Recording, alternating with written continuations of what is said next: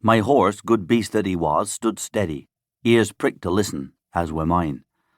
When a man has enemies, he had best beware, and I, Barnabas Sackett, born of the fenland and but lately returned from the sea, had enemies I knew not of. The blackness of my plumed hat and cloak fed themselves into the blackness of the forest, leaving no shape for the eye to catch. There was only the shine of captured light from my naked blade as I waited, listening. Something or somebody was in the forest near me.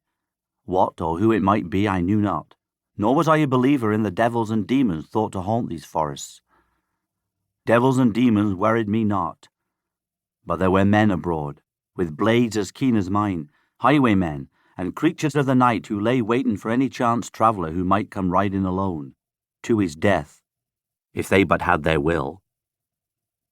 Yet the fens had trained me well, for we of the fens learned to be aware of all that was happening about us. Hunters and fishers we were, and some of us smugglers as well, although of these I was not one. Yet we moved upon our hidden ways in darkness or in light, knowing each small sound for what it was.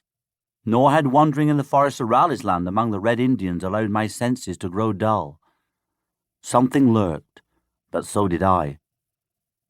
My point lifted a little, expecting attack. Yet those who might be waiting to come at me were but men who bled even as I. It was not attack that came from the darkness, but a voice. "Ah, you are a wary one, lad, and I like that in a man. Stand steady, Barnabas. I'll not cross your blade. It is words I'll have, not blood." "Speak then and be damned to you. If words are not enough, the blade is here. You spoke my name?" "Aye, Barnabas. I know your name and your table as well. I've eaten a time or two in your fen cottage from which you've been absent these many months." "You've shared meat with me? Who are you then? Speak up, man." "I'd no choice. It is the steps and the string for me if caught. I need a bit of a hand, as the saying is, and the chance to serve you if permitted." "Serve me how?" He was hidden still.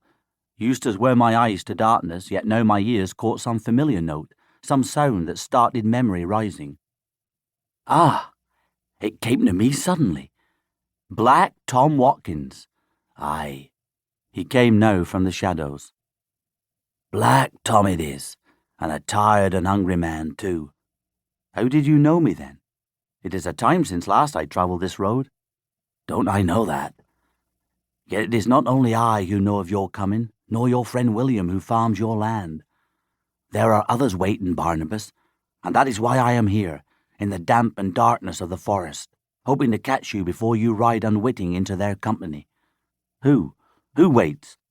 I am a wanted man, Barnabas, and the gallows waits for me. But I got free, and was in the tavern yonder, studying upon what to do, when I heard your name spoken. Oh, they kept their voices low, but when one has lived in the fens as you and I, well, I heard them. They wait to lay you by the heels and into Newgate prison.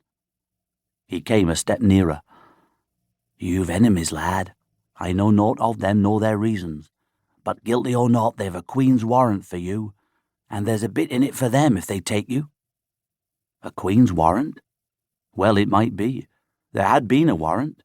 Yet who would know of that and be out to take me? We were a far cry from London town, and it was an unlikely thing. They are at the cottage? I asked. Not them.